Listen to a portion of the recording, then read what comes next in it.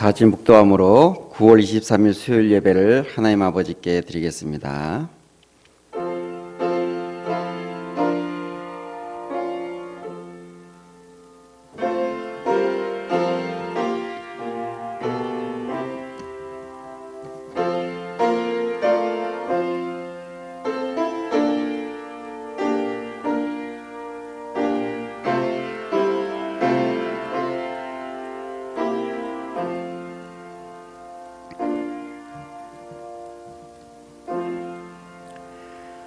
너는 악인의 형통함을 부러워하지 말며 그와 함께 있으려고 하지도 말지어다. 내 마음으로 죄인의 형통을 부러워하지 말고 항상 여호와를 경외하라. 아멘. 다 같이 찬송가 542장 찬양하겠습니다.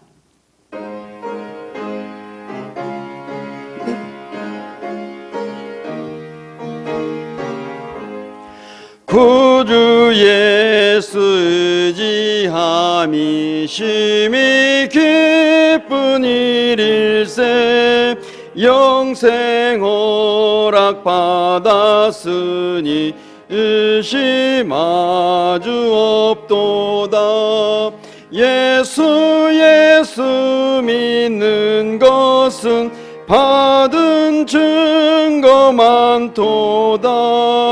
예수 귀한 예수 믿음 더욱 주소서.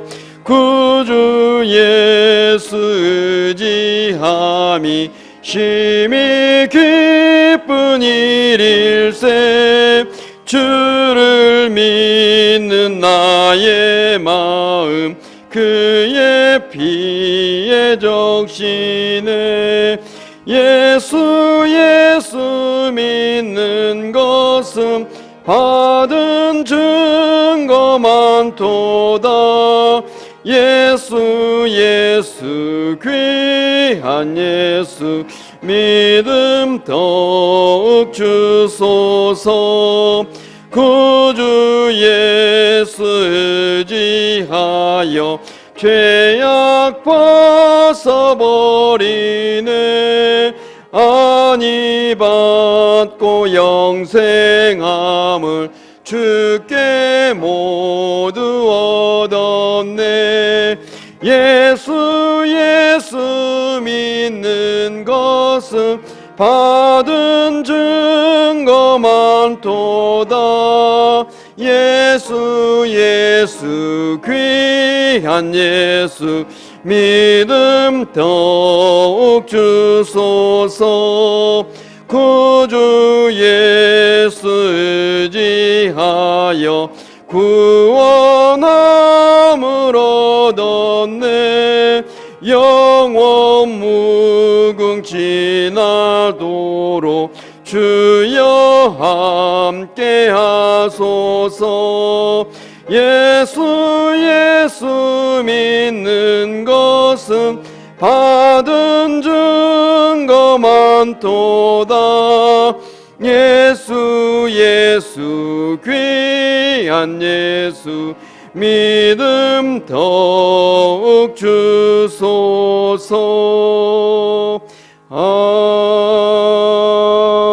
아멘. 이 시간 우리 다 같이 몇 가지 기도 제목을 가지고 같이 기도하도록 하겠습니다. 먼저 우리 코로나19가 속히 극복되어지기 위해서 함께 기도하시고요. 우리의 예배와 또 우리의 신앙이 회복되어지는 날이 속히 오기 위해서 기도하시고요. 우리 성도들의 모든 삶을 하나님 아버지께서 보호해 주시길 기도하시고, 또 시간 말씀을 선포하는 귀한 종에게 성령의 충만한 역사가 있어서 비록 우리가 영상으로나마 하나님의 아버지께서 우리에게 베푸신 귀한 은혜가 우리에게 가득한 시간 되어지기 위해서 다 같이 기도하도록 하겠습니다. 기도합니다. 자비하신 아버지 하나님 감사합니다. 오늘도 아버지 하나님 이렇게 주일 이후 아버지 하나님 우리가 수요 예배로 하나님 아버지께 영광을 돌리시도록 은혜 베풀어 주심에 감사드립니다. 아버지 하나님 우리에게 크신 아버지 긍휼을 베푸시고 하나님 우리에게 은혜 위에 은혜를 다하셨기를 간절히 원하고 원합나이다. 아버지 하나님 전 세계가 아버지 코로나19로 인해서 아버지 하나님 고통하고 신음하고 있사오니 우리 주 아버지 하나님께서 긍휼을 베푸셔서 이 코로나19가 속히 아버지 하나님 극복되어진 역사를 허락하여 주셨기를 간절히 원하고 원합나이다.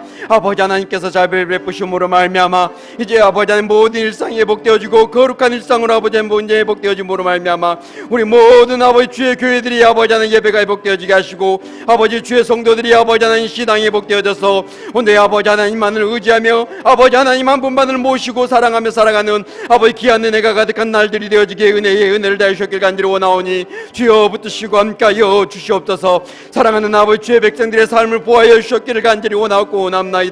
아버지 하나님 경제적으로 또 아버지 하나님 활동하지 못하는 여러 가지 이유 때문에 아버지 하나님 너무나 힘든 나날들을 보내고 있는 아버지 귀한 성도들을 아버지 하나님께서 오늘 은혜를 베푸셔서 위로하여 주시고 아버지 하나님 비록 아버지 이런 어려운 가운데서도 소망을 잃지 않고 오직 아버지 하나님을 바라보며 아버지 하나님 힘과 능력 있는 아버지 그런 삶들을 살아가게 해 주 하나님께서 은혜를 다해 주셨기를 간절히 원하오니 주여 아버지 하나님께 하여 주시옵소서.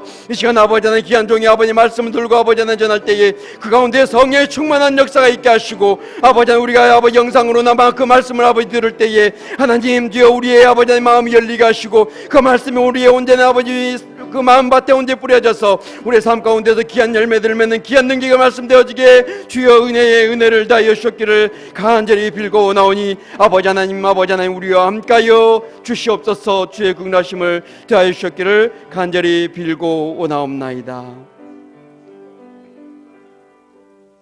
자비하신 아버지 하나님 우리를 불쌍히 여기시고 긍휼히 여겨 주시옵소서. 하나님 비록 영상으로 아버지 하나님 예배 드리지만은 아버지 우리가 대면하여 아버지 하나님 앞에 예배 드릴 때와 동일한 은혜가 우리 모든 심령들 가운데 충만케 하여 주셨기를 간절히 원합니다. 이 시간 아버지 하나님 간절한 마음을 가지고 주 앞에 아버지 하나님 나아가는 귀한 아버지 심령들 하나님께서 그 마음을 살피심으로 말미암아 하나님 모든 기도의 제목들과 삶의 모든 문제들이 아버지 하나님 귀한 말씀을 통해서 해결받고 하나님 평안히 깃드는 귀한 은혜가 있게 하여 주셨기를 간절히 원하오니 주여 아버지 하나님 위로하여 주시옵소서. 예수님의 이름으로 기도합니다. 아멘.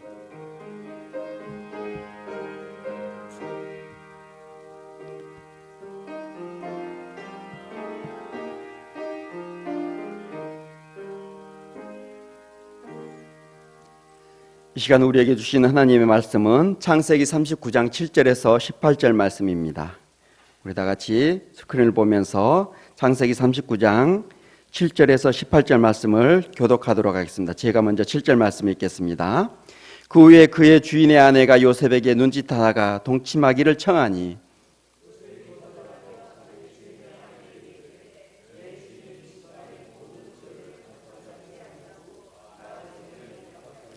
이 집에는 나보다 큰 이가 없으며 주인이 아무것도 내게 금하지 아니하였어도 금한 것은 당신뿐이니 당신은 그의 아내임이라.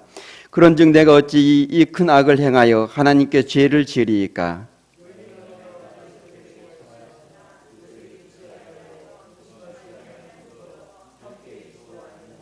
그러할 때 요셉이 그의 일을 하러 그 집에 들어갔더니 그 집 사람들은 하나도 거기에 없었더라.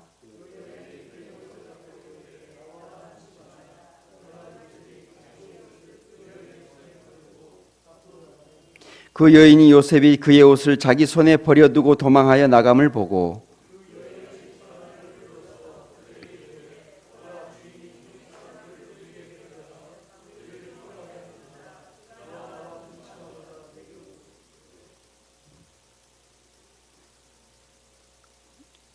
그가 나의 소리 질러 부름을 듣고 그의 옷을 내게 버려두고 도망하여 나갔느니라 하고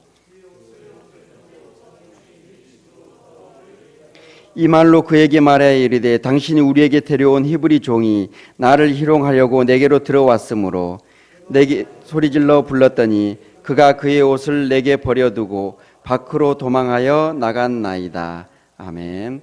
김시한 목사님 말씀 주실 때에 귀한 은혜 받으시길 바랍니다.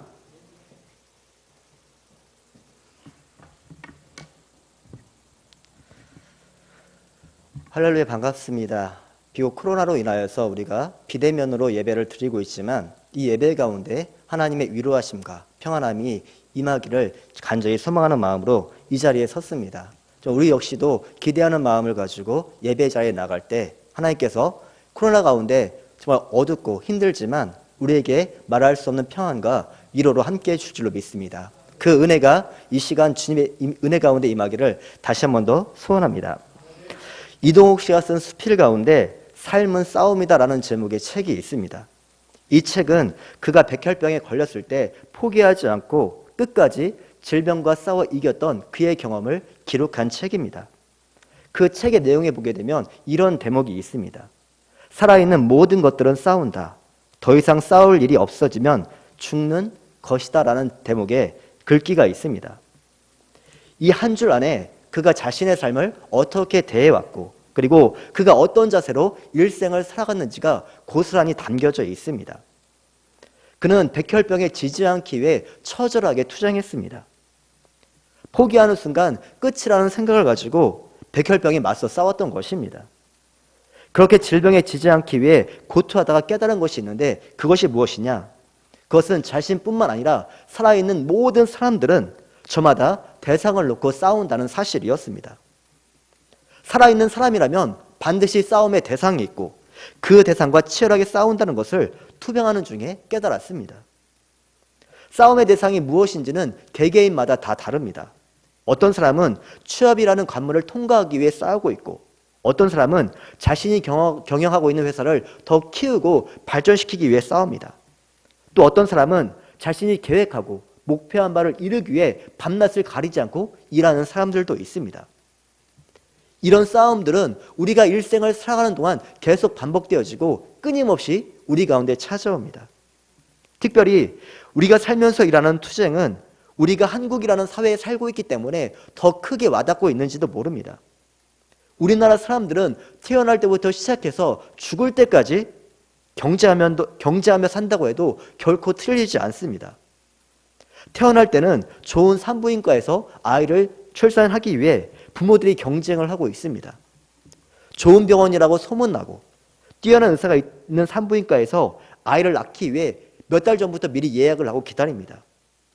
아이가 어느 정도 자라서 유치원이나 어린이집에 집에 갈 때가 되면 시설이 좋고 더 나은 환경에서 아이를 가르치기 위해 새벽부터 부모들이 줄을 서서 기다리고 있습니다.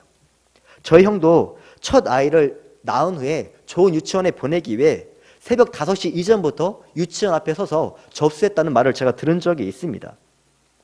이것은 어린이집이나 유치원뿐만이 아닙니다. 우리가 흔히 말하는 강남 8학군에 속하는 그곳의 아이를 진학시키기 위해 날마다 총성 없는 전쟁이 벌어지고 있습니다. 아는 사람이 있다면 어떻게든 내 자녀의 주소지를 그곳에 옮겨 넣어서 좋은 학군으로 배정받을 수 있도록 모두 수단을 다 동원하고 있습니다. 부모들은 자녀들이 잘 되기를 바라는 마음으로 이런 수고를 마다하지 않습니다. 그런데 이런 전쟁은 부모들 사이에서만 이루어지는 게 아닙니다. 수험생들은 서울에 있는 4년제 대학교에 들어가기 위해 지금도 머리를 싸매고 공부하고 있습니다. 우리나라 고등학생들을 보게 되면 불쌍하다는 생각을 절로 하게 됩니다. 좋은 대학에 들어가려면 모든 것을 다 포기하고 정말 하루 12시간 내내 24시간 내내 공부에 매달려서 죽어라 공부만 하고 있습니다. 하고 싶은 것도 많고 그리고 원하고 싶은 것도 많지만 대학이라는 목표 때문에 자기의 모든 것을 다 포기하고 하루하루 정말 공부의 노예가 되어 살아가고 있는 실정입니다. 그런데 이런 삶의 투쟁은 대학교에 간다고 끝이 날까요? 아닙니다. 일단 대학교에 들어가면 끝이라고 생각하기 쉬운데 그 이후에는 더 큰 관문이 자리하고 있습니다. 그건 바로 취업입니다. 지금 가뜩이나 코로나와 그리고 세계 경제가 힘들기 때문에 취업의 문이 하늘의 별을 따기만큼 힘들다고 합니다. 높은 연봉과 더 좋은 근로 조건에서 일하기 위해 졸업생들끼리 전쟁을 벌이고 있습니다. 그렇게 하다가 어찌어찌 직장에 들어가면 그것으로 끝이냐? 아닙니다. 그때는 더 큰 문이 기다리고 있습니다. 바로 그때부터는 어떻게든 직장에서 살아남아야 됩니다. 저와 같이 공부했던 친구 가운데 지금 대기업에서 일을 하고 있는 친구가 한 명 있습니다. 지금도 한 달에 몇 번씩 연락하고 있는데 그 친구가 전화할 때마다 저를 보면서 하는 말이 있습니다. 그 말이 무엇이냐? 시안아, 나 언제 자를지 모르겠다. 나름 대학원도 나오고 그곳에서 차장으로 꽤 좋은 실적도 냈습니다. 그런데도 하는 말이 무엇이냐면은 연말이 되면은 내년에 내가 회사에 붙어 있을까라는 걱정이 찾아온다는 말을 저에게 계속해서 반복하며 말하는 것을 제가 들은 적이 있습니다. 이처럼 싸움이 우리의 전생애를 자리하고 있고 그런 투쟁의 연속이 바로 우리 인생, 삶의 내용입니다. 특별히 예수님을 믿고 신앙생활하고 있는 신자들에게는 한 가지의 싸움이 더 있습니다. 그건 바로 죄와의 싸움입니다. 우리에게 있어 가장 크고 중요한 싸움이 무엇이냐고 물으면 바로 이 죄와의 싸움이라 할 수 있습니다. 이 죄와의 싸움 때문에 우리는 원치 않는 고통을 당하기도 하고 어려움도 당하고 때로는 정말 절망 가운데 몸부림칠 때가 얼마나 많이 있는지 모릅니다. 앞에서 언급한 이동욱 씨가 지은 책의 제목을 인용한다면 신자의 삶은 죄와의 싸움의 연속이라고 해도 결코 틀리지 않습니다. 그만큼 죄와의 싸움은 성공적인 신앙생활에 있어 필수적인 요소이기 때문입니다. 성도님들은 이 말에 공감을 하십니까? 우리의 삶이 정말 죄와의 싸움이라는 사실을 인식하며 살아가고 있는지를 한번 스스로에게 물어보십시오. 이 말처럼 우리 삶의 신앙의 생활의 내용을 잘 정리한 말은 아마 없을 것입니다. 신자가 이 땅에서 맞이하는 대부분의 문제들은 바로 이 죄와 연관되어 있습니다. 우리가 예수님을 믿고 구원받았지만 우리는 여전히 죄의 원리가 지배하고 있는 이 세상 가운데 살고 있습니다. 그 결과 우리는 항상 죄의 영향 가운데 있고 그 죄의 유혹에 노출되어 있습니다. 이런 현실에서 죄와의 싸움이 이루어집니다. 이 죄와의 싸움을 잘하면 신앙의 승리자가 되는 것이고 죄와의 싸움에서 지거나 실패하면 신앙이 퇴보하거나 때로는 극단적인 경우 신앙을 버리고 배교하는 일도 벌어지기도 하는 것입니다. 신자를 신자답게 만들고 신자답게 살아가는 데 있어 가장 중요한 요소는 바로 이 죄와의 싸움에 있습니다. 예수님을 믿는 참된 신자라면 이 죄와의 싸움을 절대로 피하지 못합니다. 반드시 죄의 문제로 인해 고민하고 죄를 짓지 않으려고 죄와 싸우는 투쟁이 일어날 수밖에 없는 것입니다. 온전한 그리스도인으로서 살려면 죄의 유혹이 찾아왔을 때 어떻게 대처하고 어떤 방법으로 해결해야 되는지에 대한 답을 분명하게 가지고 있어야 됩니다. 그래야지 우리가 죄의 유혹에 넘어가지 않고 그 죄를 믿음으로 이길 수 있기 때문입니다.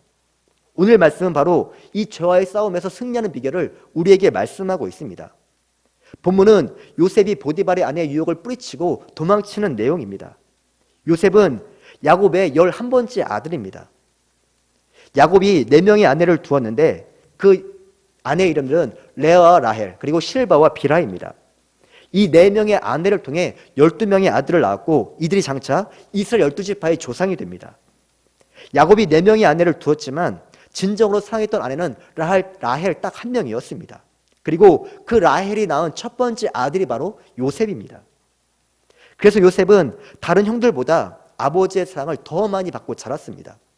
창세기 37장 3절을 보게 되면 이런 말씀이 있습니다. 요셉은 노년에 얻은 아들이므로 이스라엘이 여러 아들들보다 그를 더 사랑하므로 그를 위하여 채색 옷을 지었더니라고 말씀합니다. 요셉이 입었던 채색 옷은 당시 왕족이나 귀족들만이 입을 수 있는 매우 값비싼 옷입니다. 그런 옷을 지어 입혔다는 것은 요셉에 대한 야곱의 사랑이 얼마나 지극했는지를 잘 보여주고 있습니다. 이런 아버지 야곱의 편애가 요셉에게 화를 불러왔습니다. 요셉은 형들의 미움을 받아 이스마엘 사람에게 팔렸고 이스마엘 사람은 다시 그런 요셉을 미디안 사인들에 팔려서 결국 애굽으로 노예로 팔려가게 되었던 것입니다. 이런 요셉을 샀던 사람이 바로 바로의 친대장이었던 보디발입니다. 이때부터 요셉의 애굽 노예 생활이 시작됩니다. 이런 일련의 사건들은 요셉에게 있어 큰 불행이자 비극입니다. 아버지의 사랑을 받는 자리에서 하루아침에 노예의 신분으로 전락했습니다. 그런데 놀라운 사실은 하나님께서 애굽의 노예에 이르던 요셉과 함께 하셨다는 사실입니다. 가장 낮고 비천한 신분에 있던 요셉을 하나님께서는 버리지 않으셨습니다. 본문 39장 3절을 보게 되면 그의 주인 여호와께서 그와 함께 하심을 보며 또 여호와께서 그의 범사에 형통하게 하심을 보았더라라고 말씀하고 있습니다. 하나님께서 함께 하신 결과 요셉은 하는 모든 일마다 형통했고 이방인이었던 보디발도 요셉이 섬기는 하나님을 보았다라고 성경은 기록하고 있습니다. 그 결과 보디발은 노예였던 요셉을 자기 집의 가정 총무로 삼았습니다. 그리고는 모든 것을 요셉에게 일임해 주었습니다. 노예의 신분에서 애굽 고위 관료의 집을 다스리는 가정 총무, 집사로 그의 신분이 상승한 것입니다. 요셉이 보디발의 가정 총무가 된 다음에도 하나님은 여전히 요셉과 함께 하셨습니다. 이로 인해 하나님의 복이 보디발의 집에 입있고 요셉에 대한 보디발의 신임은 날로 커져만 갔습니다. 나중에 보디발은 자신의 아내와 먹는 것을 제외하고는 전적으로 요셉에게 위탁할 만큼 그의 신뢰는 컸던 것입니다. 어떻게 보면 이제야 노예로 팔려왔던 요셉의 신세가 핀다고 할 수 있을 것입니다. 어두컴컴했던 쥐구멍에 마침내 볕이 들었습니다. 그러나 요셉이 누렸던 평안과 행복은 그리 오래가지 못했습니다. 그의 신앙을 위협하는 죄의 유혹이 찾아왔던 것입니다. 그것은 바로 보디발의 아내였습니다. 요셉의 외모가 빼어나고 아름다운 것을 본 보디발의 아내가 요셉을 유혹한 것입니다. 보디발의 아내의 유혹은 신자를 향한 세상의 공격을 상징적으로 보여주고 있습니다. 이 세상은 믿는 신자들이 신앙생활을 열심히 하도록 그냥 내버려 두지 않습니다. 우리의 신앙을 흔들고 하나님께로부터 멀어지도록 우리를 끊임없이 유혹하고 우리를 공격하는 것입니다. 요셉에게는 보디발의 아내가 유혹하는 것으로 나타났고 오늘날에 우리 믿음과 신앙을 위협하는 다양한 공격들이 존재하고 있습니다.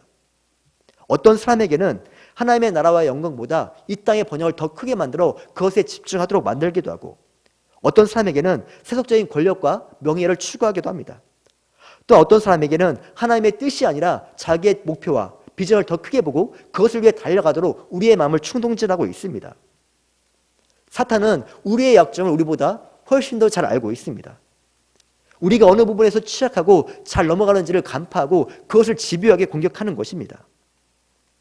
우리가 이런 시대 속에 살고 있기 때문에 영적으로 깨어있지 않으면 죄 유혹에 넘어갈 수밖에 없고 결국에는 죄 짓는 자리로 전락할 수밖에 없습니다. 그래서 베드로는 너희 대적 마귀가 우는 사자같이 두루다니며 삼킬 자를 찾고 있기 때문에 깨어서 근신하고 너희 믿음을 굳게 하고 사탄의 유혹과 공격에 맞서 싸우라고 권면하고 있는 것입니다. 오늘 본문은 우리의 신앙을 뒤흔드는 죄 유혹과 공격에 맞서기 위한 방법을 세 가지로 제시하고 있습니다. 첫 번째, 하나님의 은혜를 바르게 깨닫고 어느 곳에 있든지 하나님의 눈을 의식하며 살라고 말씀합니다. 하나님께서 우리의 모든 행위를 지켜보고 계시고 내가 하나님 앞에 서 있다는 코람데오 의식을 가지고 살아야 우리가 죄의 유혹이 찾아왔을 때 그 죄의 유혹을 믿음으로 이길 수가 있습니다. 안 보이는 곳에서 은밀한 곳에 있다 할지라도 하나님이 여전히 우리의 삶 가운데 함께 하시고 우리의 삶을 인도해 가신다는 그 의식을 분명하게 갖고 살아야 하는 것입니다. 요셉이 보디발의 아내의 유혹을 뿌리칠 수 있었던 것도 그가 항상 하나님의 시선을 의식하며 살았기 때문입니다. 9절 끝에 보게 되면 요셉이 이런 말을 합니다.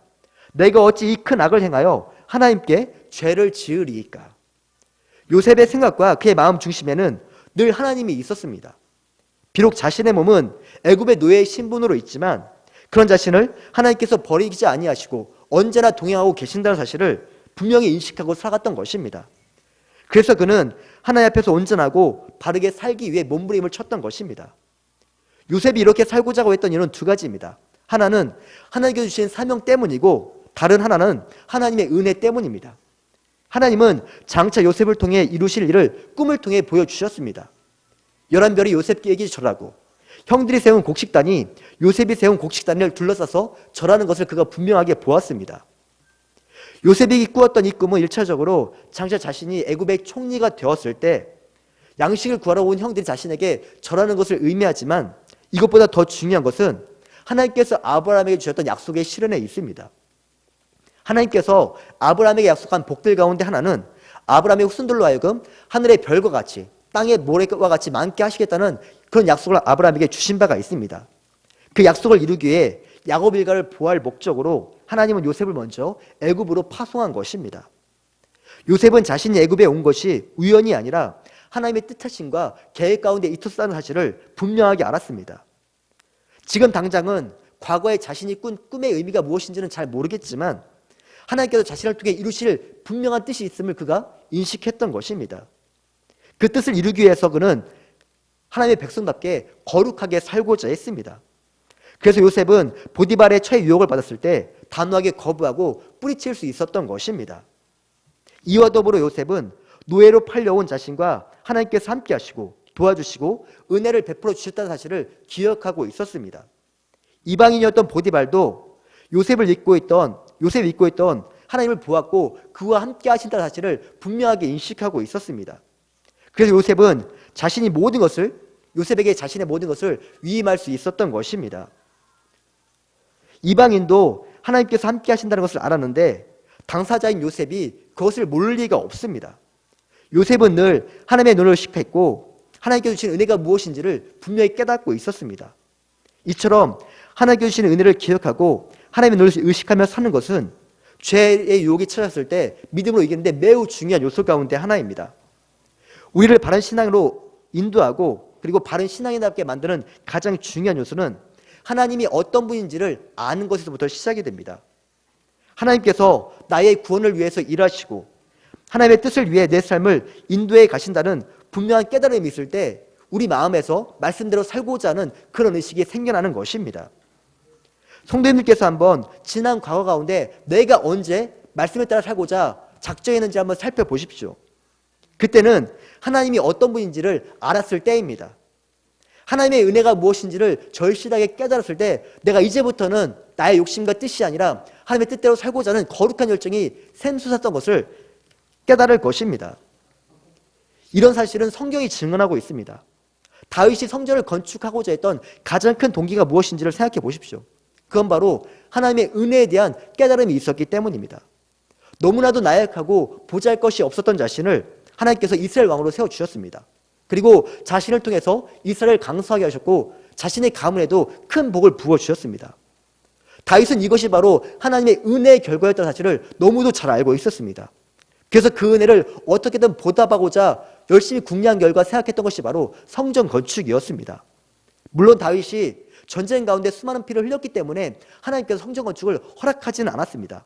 하지만 다윗의 그 마음만큼은 하나님께서 기쁘게 받아주셨고 그리고 그것을 통해서 다윗과 언약을 맺으시고 다윗이 하나님께 가져온 그 마음보다 훨씬 더 큰 복을 부어주시는 것을 우리는 성경을 통해서 보게 됩니다. 솔로몬이 하나님께 일천번제를 드린 이유도 하나님께 주신 은혜가 너무나 감사했기 때문입니다. 솔로몬은 당시 왕위 계승서열에 들어있지도 않았습니다. 그랬던 솔로몬이 다윗의 뒤를 이어 이스라엘의 왕이 되었습니다. 그 하나님의 은혜에 감사해서 번제를 드릴 때마다 양 1000마리, 소 1000마리, 염소 1000마리로 하나님께 제사를 드렸던 것입니다. 우리가 그리스도인답게 살기 위해서는 하나님께서 나에게 주신 은혜가 무엇인지를 분명히 깨달아야 합니다. 은혜를 바르게 아는 사람은 언제나 하나님의 눈을 의식하며 살아갑니다. 혹시라도 내가 하나님께 죄를 짓는 것이 없는지 하나님의 말씀에서 벗어나 있지 않은지를 늘 살피게 되는 것입니다. 이것의 대표적인 인물이 바로 욥입니다. 욥은 당대 의인이라고 하나님께 인정을 받을 정도로 그의 신앙은 탁월했습니다. 그는 날마다 자신이 모르는 사이에 혹시라도 자기 자녀들이 죄를 짓지 않았는지를 생각하면서 늘 자녀들의 성결을 위해 번제를 드렸다고 성경은 말씀하고 있습니다. 욥도 요새처럼 언제나 하나님의 눈을 의식하며 살았습니다. 하나님께서 나의 삶을 지켜보고 계신다는 생각을 늘 가지고 있었고 그 결과 하나님 앞에 바르게 서기 위해 몸부림을 쳤던 신자 가운데 하나입니다. 성도 여러분, 하나님께서 나에게 주신 은혜가 무엇인지를 언제나 기억하시고 그리고 하나님의 눈을 의식하며 살아가시기를 바랍니다. 내가 하나님 앞에 서 있다는 코람데오의 정신이 없다면 우리는 죄의 유혹을 절대로 이길 수 없습니다. 우리가 죄의 유혹이 있을 때마다 하나님께서 나를 지켜보고 계시고 나를 통한 놀라운 계획을 가지고 있다는 사실을 바르게 인식하셔서 모든 죄의 유혹을 앞에 넘어가지 않고 오히려 믿음으로 그 모든 죄를 이기며 나아가는 성도들이 되시기를 주님의 이름으로 축원합니다. 죄를 이기는 두 번째 방법은 죄의 유혹이 있는 그 자리를 피해야 합니다. 죄의 유혹이 있는 그 자리에 계속 있으면 반드시 넘어지게 됩니다. 10대 청소년들이 비행 청소년이 되는 이유는 탈선이 이루어지는 그 장소에 있기 때문입니다. 나쁜 행동을 하는 친구들이 있는 장소에 있기 때문에 본인이 원하지 않아도 거기에 물들어 나쁜 행동을 하게 되는 것입니다. 부끄럽지만 제가 어렸을 때 동네에서 굉장히 큰 개구장이로 소문이 났습니다.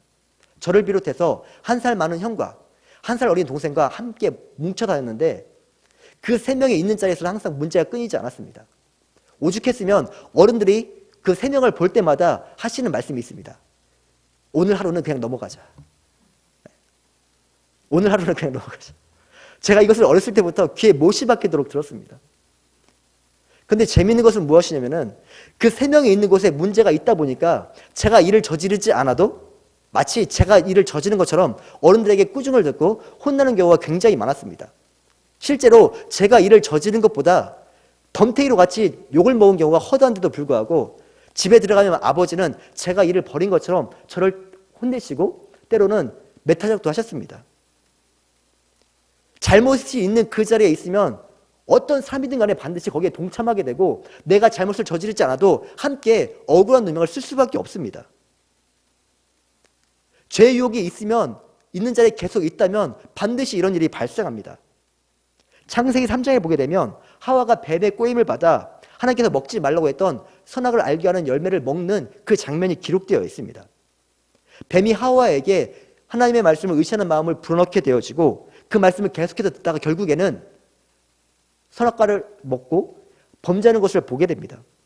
만약에 하와가 그런 뱀의 말을 들었을 때 아담을 쫓아갔다면, 그 자리를 피했다면 아마 하와는 하나님께서 금하신 열매를 먹진 않았을 것입니다. 그러나 그 뱀의 말을 계속해서 듣고 있다가 결국에는 죄를 범하고 에덴의 동산에서 쫓겨나는 것을 우리가 볼 수 있습니다. 죄의 유혹이 있을 때 그 자리를 떠나는 사람이 지혜로운 사람입니다. 물론 사회생활을 하면서 죄를 짓는 그 자리를 벗어난다는 것은 결코 쉽지만은 않습니다. 신앙을 지키려는 노력 가운데 불이익을 받을 수도 있고 원치 않은 피해를 당할 수도 있습니다. 그러나 그런 불이익을 감수하고 그 자리를 피하는 것이 우리 신앙에 도움이 된다는 것을 꼭 기억해야 합니다. 요셉이 유혹을 받을 때 그는 그 자리를 즉시로 도망쳤습니다. 도망하다는 히브리 뜻은 피한다는 뜻입니다. 주저하지 않고 즉시로 그 자리를 벗어난다는 말이 바로 도망친다는 말의 의미입니다. 요셉은 보디발의 아내가 유혹할 때 그 자리에 주저하지 않았습니다. 죄 유혹이라는 낌새가 있다는 것을 알고서 즉시로 그 자리에서부터 도주를 했던 것입니다.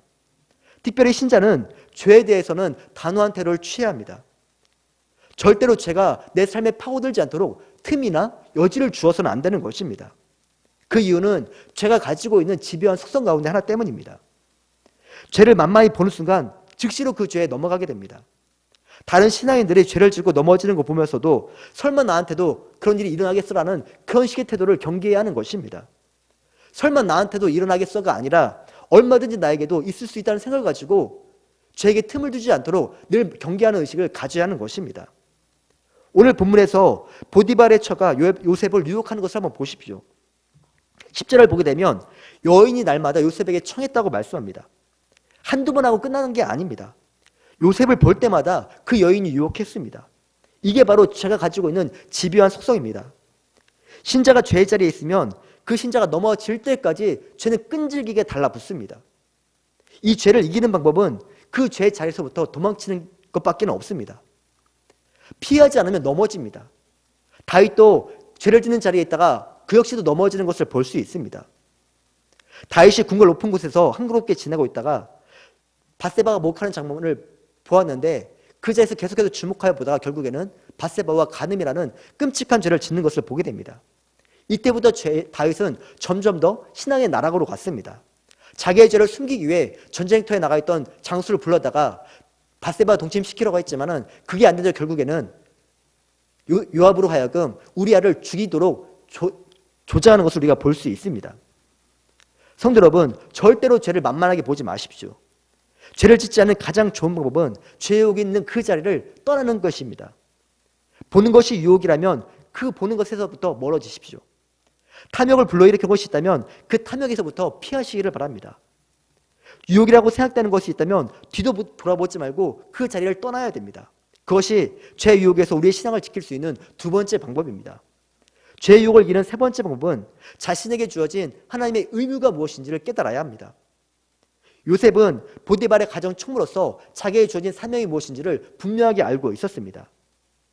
요셉은 보디발의 가정 총무로 보디발의 가정의 모든 재반 사물을 돌아보는 것이 자기에게 주어진 책무임을 분명하게 인식하고 있었고, 단 한 가지, 보디발의 아내만큼은 자기에 허락되지 않았다는 것을 인식하고는 그녀를 멀리했던 것입니다. 우리 역시 하나님의 백성으로서 우리에게 주어진 의무와 사명이 무엇인지를 바르게 깨달아야 합니다. 우리가 하나님의 백성으로서 감당해야 되는 일들이 있습니다. 그것을 바르게 알고 그 일에 집중하십시오. 내가 해야 될 일과 하지 말아야 될 일을 잘 구분하여 그 선을 분명하게 지켜야 하는 것입니다. 만약에 우리에게 주어진 의미에 소홀하게 되면 반드시 문제가 생깁니다. 몇 년 전에 구미에서 많은 사건과 사고가 일어났습니다. 공장에서 불산이 새어나와서 그 지역에 있는 사람들이 도피하는 일들이 있었고 또 염소가 새어나와서 많은 주민들이 병원에 입원하는 일들도 있었습니다. 이런 사고가 일어났던 이유는 공장에서 자신이 해야 될 일들에 최선을 다하지 않았기 때문입니다. 문제가 생기면 그 문제에 책임을 지고 어떻게든 그 문제를 해결하기 위해 노력해야 되는데 그것을 숨기려고 하다가 결국에는 더 큰 문제를 불러일으켜 왔던 것입니다. 이것은 신자들의 삶에서도 마찬가지입니다.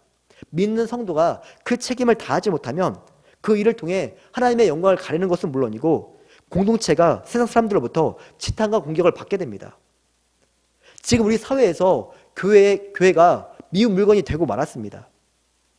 몇몇 교회에서 불미선 일이 발생했기 때문에 세상 사람들은 마치 전체 교회가 그런 잘못을 저지르는 것처럼 교회를 향해 손가락질을 향하고 멸시하고 조롱하고 있습니다. 우리는 그런 교회의 모습을 보면서 우리가 교회를 비난하는 모습에 동참해서는 절대로 안 됩니다. 오히려 그런 모습을 볼 때마다 마음 아파해야 되고 타산지석으로 삼아야 됩니다. 우리 교회에서 그런 일이 일어나지 않도록 주의하고 경계하는 것이 바로 그런 일을 대했을 때 우리가 취해야 될 자세인 것입니다. 특별히 교회는 세상의 빛으로 소금으로 부름받았다는 것을 잊어서는 안 될 것입니다. 우리가 그 사명을 망각하는 순간 우리는 세상의 길가에 버리워져 사람들의 짓밟음을 당하게 될 것입니다. 교회가 그 사명을 망각하게 되면 세상에서 바른 길을 제시하는 것은 고사하고 오히려 세상보다 못한 모습을 교회에서부터 일어날 수밖에 없습니다. 그렇게 되면 우리는 세상 가운데 복음을 제시할 수 없습니다. 많은 죽어있는 그 사람을 생명길로 인도하는 그 사명에 심각한 장애를 초래하고 마는 것입니다. 예수를 믿는 우리 모두는 세상에 손가락질을 받는 삶을 살아서는 절대로 안 됩니다. 신자라면 세상으로부터 정직하고 구별된 삶을 살아야 됩니다. 그런데 우리가 정직하게 산다고 해서 세상이 우리를 인정해 주느냐? 그렇지 않습니다. 우리가 바른 모습으로 살게 되면 바르게 산다고 우리에게 멸시와 손가락질을 가합니다. 또 신자들을 욕하고 주장하고 때로는 말도 안 되는 누명을 씌우기도 합니다. 오늘 요셉의 모습을 한번 보십시오. 유혹을 먼저 한 것도 보디발의 아내였고 자신의 뜻대로 안 되자 억울한 누명을 씌운 것도 보디발의 아내입니다. 요셉이 한 것은 자기의 신앙을 지키기 위해 최선을 다해 노력한 것밖에 없습니다. 그러나 그 결과는 억울하게 누명을 쓰고 감옥에 갇히는 것으로 끝이 났습니다. 어차피 우리는 말씀대로 살아도 욕을 받고 말씀대로 살지 않아도 욕을 얻게 됩니다. 어차피 욕을 먹을 바에는 말씀에 순종하고 욕을 먹으시기를 바랍니다. 죄 때문에 당하는 고난은 우리에게 아무런 유익이 없습니다. 오히려 하나님의 징계를 받고 하나님의 책망을 받는 자리로 떨어질 뿐입니다. 그러나 주님을 위해 당하는 고난, 신앙을 지키기 위해 당하는 핍박에는 하나님의 상급이 있다는 사실을 믿으시고 신앙을 지키기 위한 고난이라면 기쁨으로 수용하시기를 바랍니다. 우리가 의롭게 살면서 당하는 고난을 주님께서 아십니다. 그런 가운데 하나님께서 우리와 함께하는 사실을 믿고 위로를 얻으시기를 바랍니다. 요셉이 비록 억울하게 누명을 쓰고 옥에 갇혔지만 하나님은 그런 요셉을 버리지 않으셨습니다. 39장 23절 하반절을 보게 되면 여호와께서 요셉과 함께 하시니라 여호와께서 그의 범사에 형통하게 하셨더라라고 말씀하고 있습니다. 여러분 우리의 삶이 이래야 됩니다. 죄가 주는 일시적인 즐거움과 쾌락에 끌려가는 것이 아니라 오히려 죄의 유혹을 멀리하고 의를 위해서 핍박을 받게 되면 하나님께서 우리의 삶 가운데 함께 하시고 우리의 삶을 형통하게 하신다는 그 사실을 믿으시기를 바랍니다. 그런 믿음이 있어야 우리가 의를 위한 당하는 고난을 기쁨으로 감내할 수 있는 것입니다. 사랑하는 성도 여러분, 죄의 유혹을 받을 때 오늘 말씀이 주는 세 가지 교훈을 꼭 기억하십시오. 죄의 유혹이 찾아오거든 하나님의 시선을 의식하십시오. 그리고 죄의 유혹이 있는 그 자리를 피하시고 우리가 해야 될 사명이 무엇인지를 다시금 마음속으로 되새기시기를 바랍니다. 그래서 죄의 유혹을 이기지 못해 그 죄 때문에 괴로워하고 파괴적인 삶의 파탄을 맞이하는 것이 아니라 우리 인생 가운데 언제나 하나님께서 함께 하시고 하나님께서 주시는 형통의 복이 날마다 가득하시기를 주님의 이름으로 축원합니다. 다 같이 기도하시겠습니다. 사랑과 은혜하신 아버지 하나님 감사합니다. 이 시간의 말씀을 통하여서 진정으로 어떤 삶이 복된 삶이고 어떤 삶이 형통한 삶인지를 말씀을 통해 보았습니다. 아버지 무엇보다도 우리가 인생을 살아가는 가운데 수많은 죄의 도전과 유혹이 찾아오는데 그런 유혹들이 찾아올 때마다 날마다 믿음으로 이겨내게 하여 주시고 절대로 그 죄욕에 넘어가지 않도록 우리의 믿음과 신앙을 붙잡아 주어서 하나님의 시선을 의식하게 하여 주시고 그 죄의 유혹이 있는 자리를 피하고 또 우리에게 주신 사명이 무엇인지를 바르게 깨달아서 우리가 이 땅에 살아가는 동안에 날마다 우리를 통해 거룩한 주님의 뜻이 이루어지게 해주시고 하나님께 영광을 돌리는 복된 삶을 살아갈 수 있도록 주님께서 우리의 삶을 인도하여 주셔서 이제는 우리 주 예수 그리스도의 은혜와 하나님 아버지의 극지하신 사랑과 성령님의 감화 교통하심이 죄의 유혹을 믿음으로 이기를 작정하는 소망하는 우리 모든 성도들 머리 위에 이제로부터 영원토록 함께 있을지어다. 아멘.